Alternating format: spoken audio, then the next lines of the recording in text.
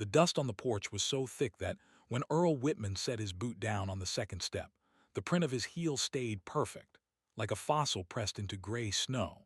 And right there in the middle of that print sat a single brass key, cold to the touch, wrapped in a strip of leather cut from an old motorcycle saddle he hadn't seen in 48 years.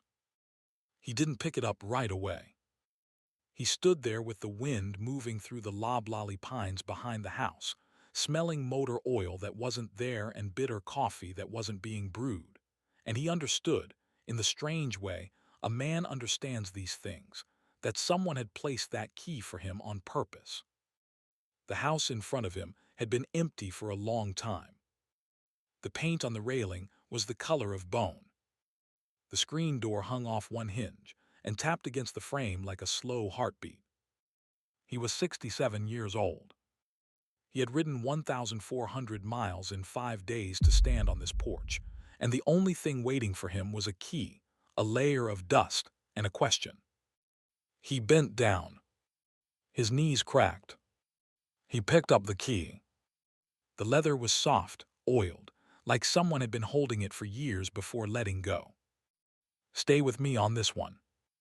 Earl Whitman was born in 1958 in a small town called Bishop Hollow, tucked into the foothills of North Carolina, where the road bends 3 times before it remembers where it's going. His daddy, Hollis Whitman, was a millwright with hands like split firewood and a temper that filled the kitchen before he even sat down. His mama, Lurleen, was a small woman with a big laugh, and she sang while she ironed shirts in the back room. Earl had one brother. His name was Calvin, 2 years older, quieter, taller, the kind of boy who could fix anything mechanical without ever opening a manual. When they were kids, Earl and Calvin used to ride bicycles down the hill behind the feed store, and they swore one day they'd own a pair of matching Harleys and ride them all the way to the Pacific Ocean. It was the kind of stupid promise boys make. But they meant it completely and forever.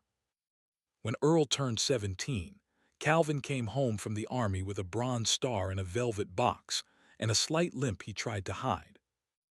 Nobody talked about it. You came home, you went back to work.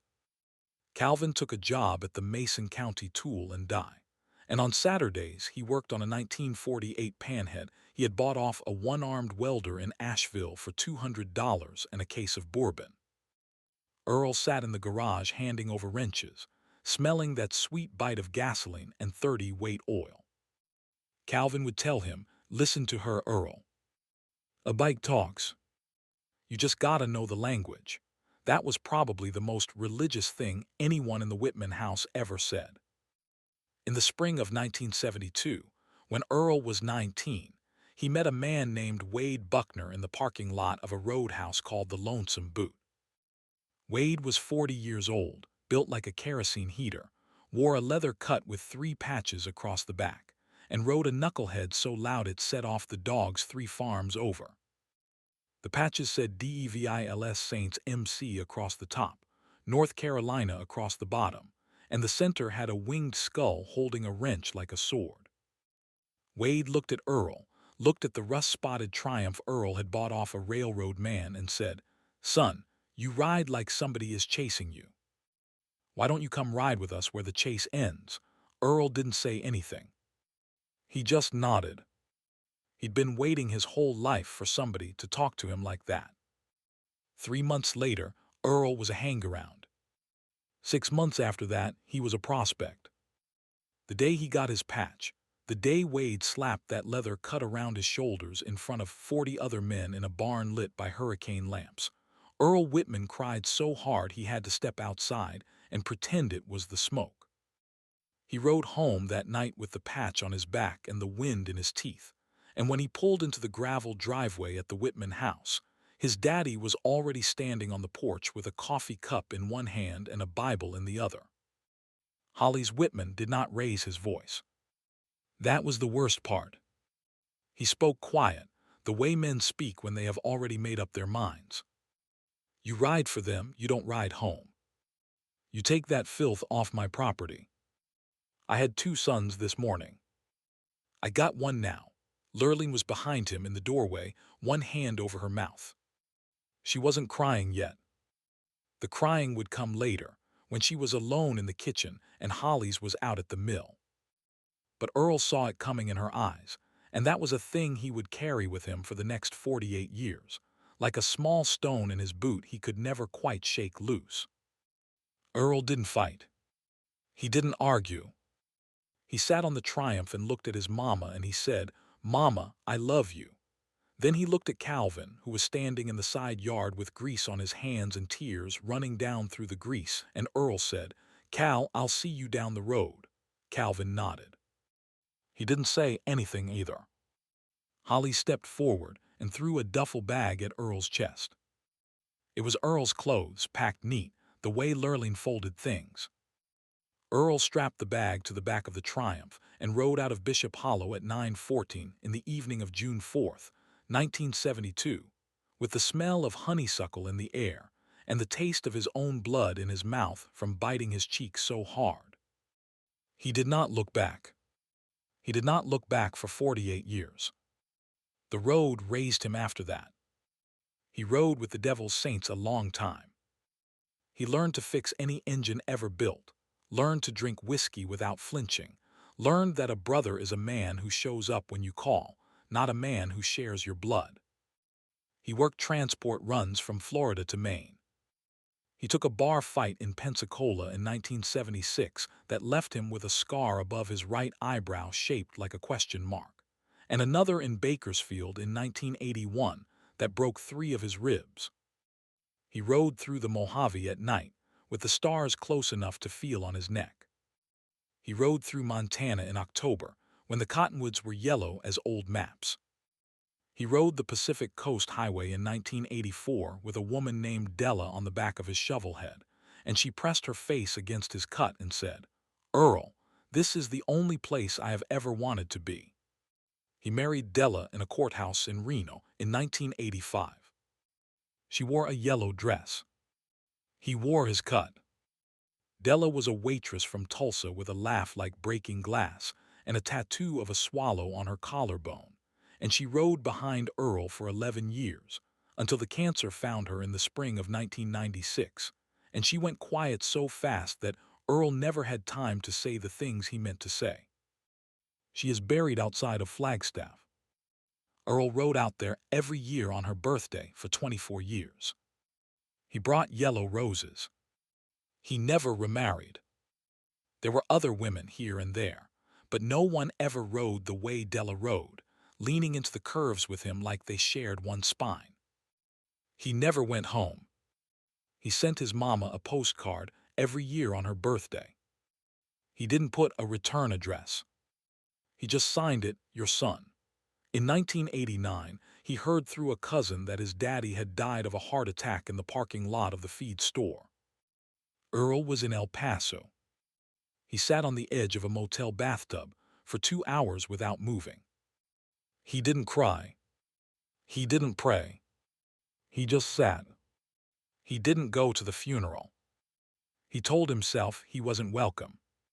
He told himself a lot of things over the years about what he wasn't welcome to. Most of them were lies. His mama, Lurleen, died in 2003. Earl heard about that one from a man named Possum who'd grown up 2 doors down from the Whitmans and recognized Earl at a swap meet in Daytona. "Brother, I'm awful sorry about your mama." The whole hollow turned out. Earl thanked him. He went back to his motel and pulled the postcards he hadn't sent yet out of his saddlebag, 6 of them, all addressed to Lurleen, all unsigned, and he burned them in a coffee can behind the motel. The smoke smelled like every regret he had ever swallowed. Calvin was the one who kept the house. Earl knew that much, because every 5 or 6 years a letter would find him, forwarded through the club from chapter to chapter.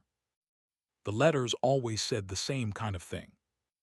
"Brother, the house is still here. The panhead runs. If you ever want to come up, the porch light's on." Earl never wrote back. He read every one. He stored them in an old ammo can under the bed in whatever room he was sleeping in, and the can got heavier year after year. Calvin never asked him to come home. Calvin only ever said the light was on. That was the difference between Calvin and Holly's. Calvin understood that a door open is not the same as a door demanded. Calvin died in the winter of 2018. Earl found out 3 months later, when a lawyer in Bishop Hollow finally tracked him down through the Devil's Saints National Office. The letter said Calvin Whitman had passed of pancreatic cancer on December 11, 2018, and that he had left certain items of property to his brother, and that the residence and everything in it had been deeded to Earl in Calvin's will. The letter sat in Earl's saddlebag for 14 months. He read it every night before he slept. He didn't write back. What finally moved him was a small thing. It was an April morning in a roadside diner outside of Tucumcari, New Mexico, and Earl was eating eggs over easy, and the waitress, a young Navajo woman named Yolanda, asked him where he was riding to. He said nowhere in particular. She refilled his cup. "Mister, I don't believe you. Nobody rides nowhere. Everybody is riding home." She said it the way people say true things. Earl paid his bill, walked out to the shovelhead and pointed her east. He rode east for 5 days. On the 5th evening, he came over the last ridge before Bishop Hollow, and he saw the valley laid out below him the way it had been in 1972, except the feed store was a coffee shop and the Lonesome Boot was a parking lot for a hardware store. The hills were the same hills. The river was the same river. The pines smelled the same. Somewhere down in that valley was a porch with a key on it that had been waiting for him for 2 years and 4 months. He rolled the shovelhead down the last gravel mile slow. The driveway up to the Whitman house was overgrown. Kudzu had eaten the mailbox post, and the split-rail fence Hollies had built in 1968 was leaning sideways like a tired horse. The barn at the back of the property stood square and red and stubborn, the way Calvin had always kept it. The tool shed beside the barn was locked with a heavy steel padlock Earl didn't recognize. The house itself was smaller than he remembered. Houses always are when you come back to them. He cut the engine. The silence was so total he could hear his own heart move in his chest, and he could hear the wind in those pines, and he could hear, very faintly, the screen door tapping in its frame like a slow heartbeat. He sat on the bike for 10 minutes before he put down the kickstand. When he finally walked up the path to the porch and saw the key sitting in the dust where his boot print landed, he knew Calvin had set it there. Knew it the way you know a dream you've already had. He picked up the key. The leather strip wrapped around it had been cut from a saddle Earl recognized immediately. It was from his old Triumph, the bike he had ridden out of this driveway on June 4, 1972. Calvin had kept it. Calvin had cut a piece off it. Calvin had wrapped the key in it and laid it out where Earl would have to step on it. Earl's hand started to shake. He sat down on the top step and held the key, feeling the small chip in the brass where someone had bent it once and bent it back. The key did not fit the front door. He tried. It also did not fit the back door or the cellar bulkhead. He walked around the property in the late afternoon light with the key in his palm, testing every lock he could find. None of them took it. The sun slid down behind the western ridge, and Earl sat down on a stump beside the barn and laughed a small, dry laugh, because of course Calvin would make him work for it. He spent the night on the porch. He made coffee on a camp stove and watched the stars come out over the valley. He talked to Calvin out loud. "Cal, you're a mean son of a bitch, you know that." He slept 4 hours. He dreamed of the Triumph. He dreamed of his mama singing in the back room. He woke up before dawn with frost on his bedroll and the key still in his fist. In the morning, he tried the tool shed. The padlock was new, the steel was bright, the dial unscratched.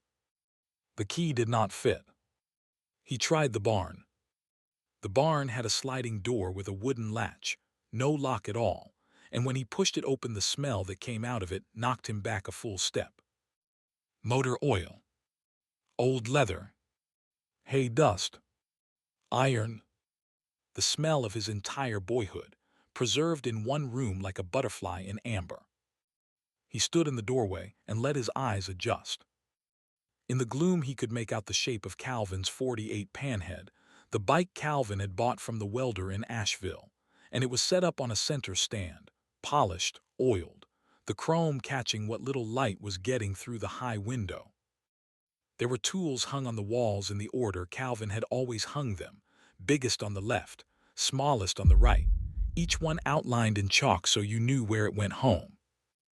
There was a workbench, and on the workbench was an old wooden footlocker the size of a child's coffin, painted black, with the letter E painted in white on the lid. E for Earl.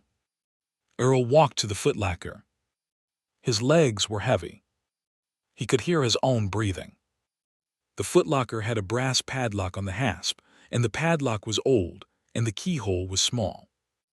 He took the brass key from his pocket. He slid it in. It turned. The lock fell open with a small, dry click that sounded, in the silence of that barn, like a rifle being cocked. He stood there for a minute with his hand on the lid. He thought, this is the moment. After 48 years, this is the moment. He thought about turning around. He thought about getting on the shovel head and riding away and leaving whatever was inside this box untouched, because some things, once opened, cannot be closed again. But he had not ridden 1,400 miles to turn around on the last 6 inches. He lifted the lid. The first thing he saw was his cut. His original cut. The one Wade Buckner had slapped around his shoulders in that barn in 1972. The leather had been cleaned and oiled.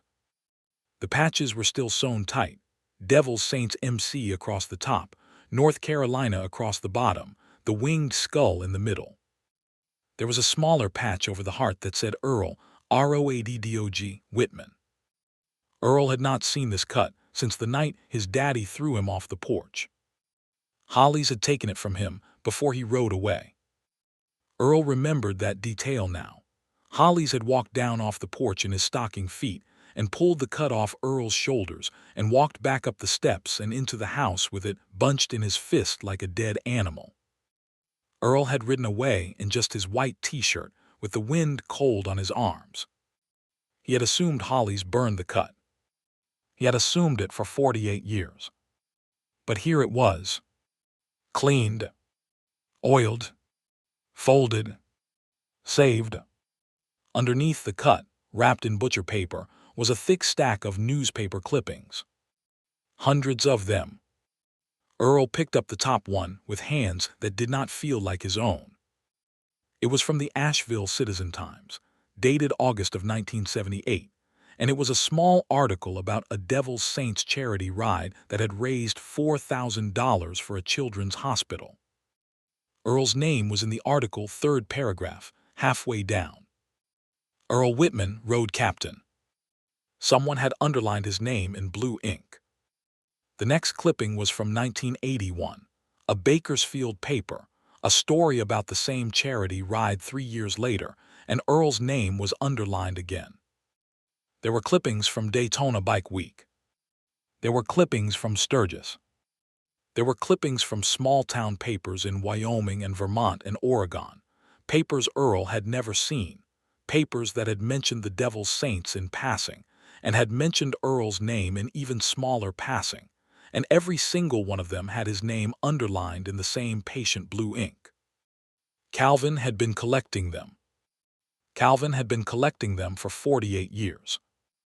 Calvin had been keeping track of his brother on the road, the only way a man could keep track of someone who had ridden out of his life and refused to write back.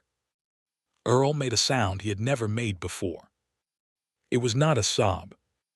It was something older than a sob. Under the clippings was a photo album.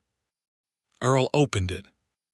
The first picture was of 2 boys, maybe 8 and 10, sitting on a porch step with their feet on the rail and bicycles laid in the grass behind them. Earl and Calvin. Bishop Hollow, 1966. The second picture was of Calvin in his army uniform, the bronze star pinned to his chest, sitting on the same porch with their mama leaning over the back of the chair, her hand on his shoulder. The third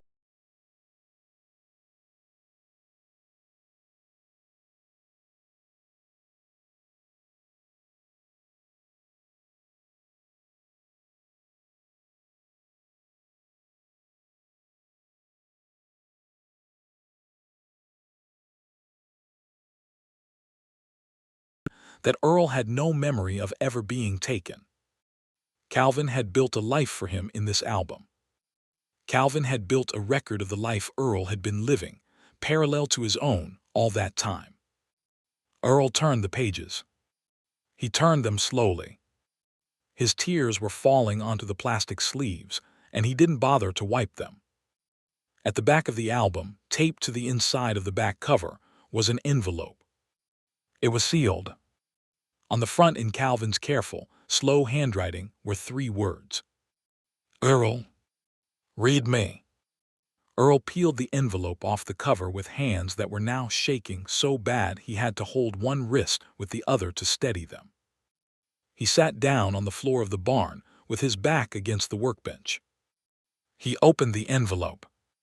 The letter inside was 3 pages long, written on lined paper torn out of a steno pad, dated November 19, 2018, 3 weeks before Calvin died. Brother, the letter began. If you're reading this, you came home. I knew you would. Daddy didn't know you would, but Daddy didn't know a lot of things. He died thinking he'd done the right thing, and Mama died thinking he hadn't, and I just kept the house in the middle and waited to see who was right. Turns out it was Mama. Mama was always right. I want you to know a few things while you're sitting there. The first thing is that Daddy kept your cut. I didn't take it from him. He took it that night and he carried it up to the attic, and he laid it in a cedar chest, and every Sunday morning before church, while Mama was making biscuits, he would go up there and sit with it for 10 minutes. I caught him at it once in 1981. He didn't see me. He was holding it on his lap and his face was wet. He never said your name out loud after the night he threw you off the porch. Not once. But every Sunday for 16 years he sat with your cut on his lap. And brother, I think that is the closest a man like Daddy ever came to saying he was sorry. I want you to have that. I want you to know it. It doesn't fix anything, but it is the truth, and the truth is the only thing I have left to give you. Earl had to stop reading. He set the letter down on his knee and put his face in his hands. The barn smelled like motor oil and hay dust, and the cedar of the chest the cut had lain in for 16 years, and somewhere outside the wind was moving through those loblolly pines, and Earl Whitman was 67 years old, and he was crying the way a boy cries, the way a boy cries when he finally understands a thing he should have understood a long time ago. He cried for a long time. He cried until his ribs hurt. When he could see again, he picked the letter back up. The second thing, Calvin had written, is that Mama knew where you were. The whole time. The postcards you sent, she kept every one. She kept them in the drawer of her sewing table, tied with a piece of yellow ribbon. She would take them out at night, when Daddy was asleep, and she would lay them on the kitchen table and put her hand flat on top of them and just sit. I would come downstairs for water sometimes and find her like that. She never asked you to come home, Earl, because she was afraid Daddy would die first and you would feel like you owed him something, and she didn't want your homecoming to be about him. She wanted it to be about you. She used to say, Calvin, when Earl comes home, it will be because he is ready and he will know. She believed that until the day she died. I'm telling you this because I want you to know that you were loved in this house every single day of those 48 years. There was not one day when you weren't loved here. Not one. The third thing is the panhead. She's yours now. I rebuilt her in 2014. Top end, bottom end, new wiring, new tires. She runs better than she ran when I bought her. She has been waiting in the barn for you. Take her on the road, brother. Ride her to the Pacific. We promised we would when we were boys. I am not going to be there to ride beside you, but I will be there. You know what I mean. The fourth thing is in the tool shed. The padlock on the tool shed takes a different key. The key is in the right-hand pocket of the cut. Put the cut on, Earl. Put it on like you used to. The key is in the pocket. Go open the tool shed. There is one more thing I want you to see. After that, the rest is up to you. I love you, brother. I always did. The porch light is on. Your brother, Calvin. Earl folded the letter. He folded it carefully.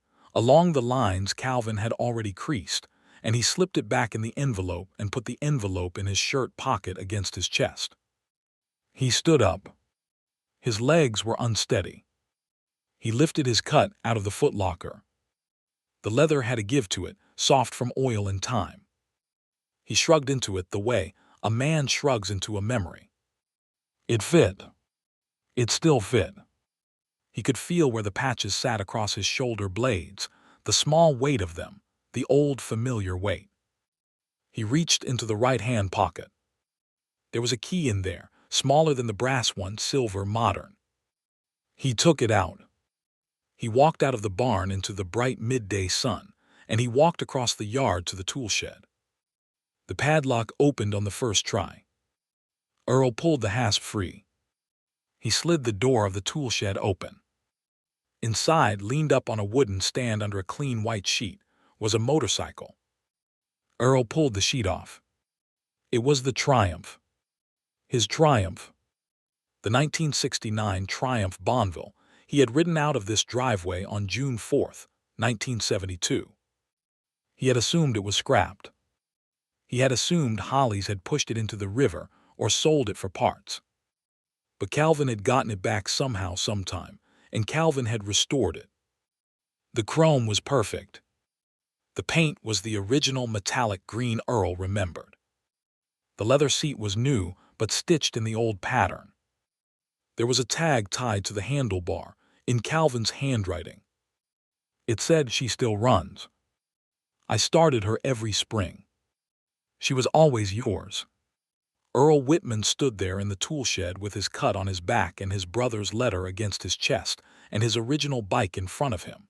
And for the first time in 48 years, he stopped being a man who had been thrown out. He became a man who had been waited for. There is a difference between those two things. It is the largest difference there is. He put his hand on the handlebar of the Triumph. The grip was warm from a slice of sun through the window. He stood like that for a long time. Outside, the wind moved through the loblolly pines, and the screen door of the empty house tapped slow in its frame, and somewhere down the valley, a dog barked once and went quiet. Earl was not alone. He had not been alone the whole time. He had only thought he was. He stayed in Bishop Hollow that summer. He swept the dust off the porch and oiled the screen door hinge and put new paint on the railing, the same bone-white color his mama had liked. He found the bundle of postcards in the sewing table drawer, yellow ribbon and all, and he kept them. He pulled the panhead out of the barn one Sunday and rode it down to the river slow, no helmet, his cut on his back, and the bike sounded the way Calvin had taught him a bike was supposed to sound, like an old voice clearing its throat to tell you something true.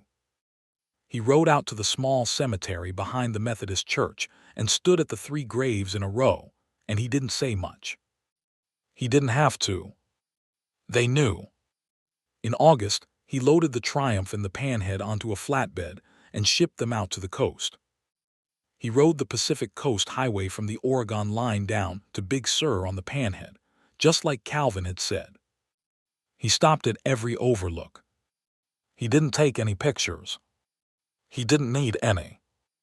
When he got to the headland above the ocean at Big Sur, with the sun going down red over the water and the wind off the Pacific lifting the edges of his cut, Earl pulled an envelope out of his shirt pocket. Inside was a small handful of dirt from the yard at Bishop Hollow, scooped from beside the porch where the key had been waiting for him. He held the envelope over the cliff edge and let the dirt go. The wind took it. "Cal," he said, "we made it." He stood there until the stars came out. He was 67 years old. He had lost his daddy, his mama, his wife, his brother. He had ridden for 48 years on roads that didn't lead anywhere except the next road. And he had been loved, every single day, by a brother who never stopped underlining his name. The road behind him was long. The road ahead was shorter. But for the first time in his life, both of those roads went the same direction, and both of them finally were leading him home. He slept that night with the letter still in his shirt pocket, and the porch light, 1,800 miles away in Bishop Hollow, was still on because he had left it on, and he was planning to leave it on for the rest of his life, in case anyone else out there was riding nowhere in particular and needed to know which way was home.